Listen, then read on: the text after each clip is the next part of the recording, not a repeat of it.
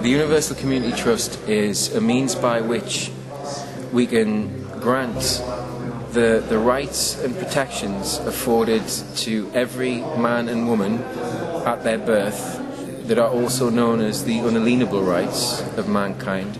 We can afford them the guarantee of those rights within the trust under the jurisdiction of natural law.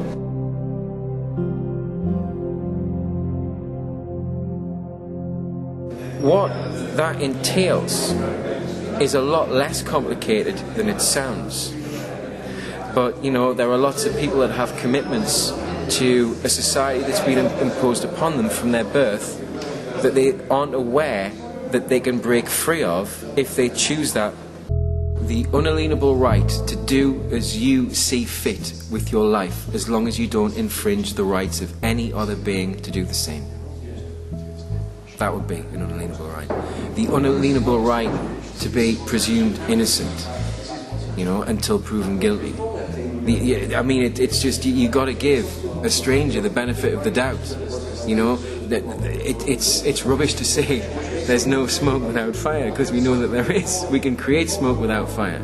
We can, you know, and it's very, very seemingly innocuous programs like that which corrupt the minds of the people who run our justice system, you know.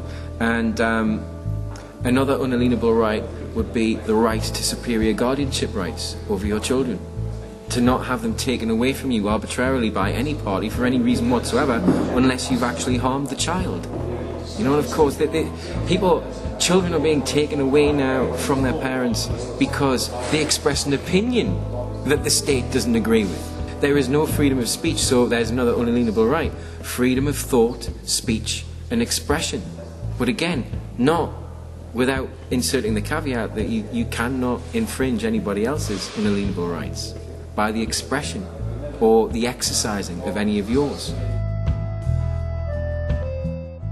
When we're being prosecuted for something that we didn't actually do, that might have happened, we're living in a world that doesn't know justice and where tyranny is reigning.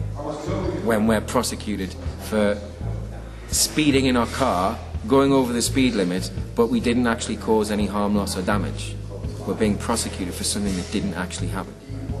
The United Nations Declaration of Human Rights, in my view, is an attempt to bring the unalienable rights under statute so they can be taken away again at a certain point, and to subjugate the real unalienable rights into ones that are regulated, you know, such as, you know, that every child shall have the right to primary school education. That is an attempt to force every child into primary school education. You know, it's not every parent shall have the right to home educate their child or educate their child as they see fit. It's not every parent has superior guardianship rights, or every man, woman and child on the planet has the right to a place to live and prosper in mutual cooperation and abundance. It doesn't say that. A trust is a relationship, or a series of relationships, a set of relationships that abide by certain rules that either are implied by the trust or expressed by the trust in the form of a deed. So, in its most simplistic form, if I give you a banknote now for £20 and saying, I'm trusting you to keep this for me until the end of the night, if you accept that obligation, you would be trustee of the note, and I would be grantor of the note. But you would be beneficiary of the value of the note for all the time that you held it, because you would have that £20. So if you needed it for another purpose before the end of the time that it was in your possession, you could use it as long as you replaced it.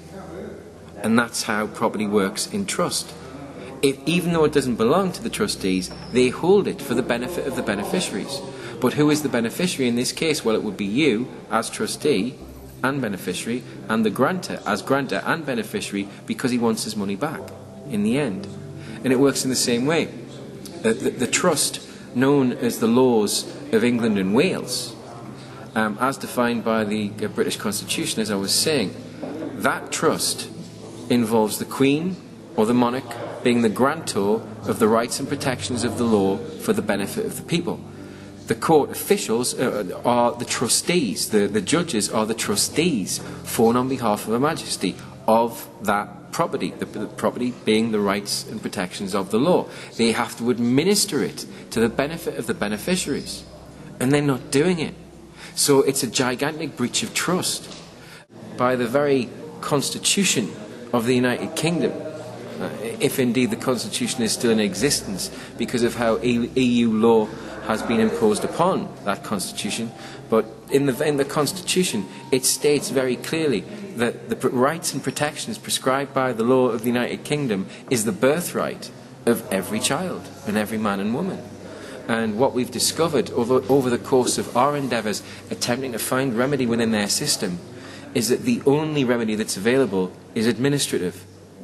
In other words, if the Crown or the bank or the corporation makes an administrative error, you can have proceedings against you struck out. But if you want to apply the law as it actually stands, as it is codified in statute against the banks and Crown interests, justice is never served. So because of that, we realised that it's pointless, being the very epitome of the definition of madness, to continue with the same endeavour expecting a different result. So we decided that, being myself, the grantor trustee of the Universal Community Trust, and the trustees who were appointed last year, we decided that the only way forward was to create our own jurisdiction under national law and to gain international recognition for having done so as a sovereign group of peoples, a sovereign community of peoples who've come together to stand under natural law together, and to trade cooperatively together, not for profit, to exchange sweat equity instead of financial instruments. But at the same time, we've managed to, or rather the universe has provided us with an opportunity to finance all of this with money from their system, with a banking system which doesn't involve usury. In other words, there's no lending involved of any nature or description. We create our own money ourselves to acquire the land and infrastructure of the trust. By extricating ourselves from the existing system in as honourable a way as possible, to extinguish all liabilities and step into, first and foremost, a family trust.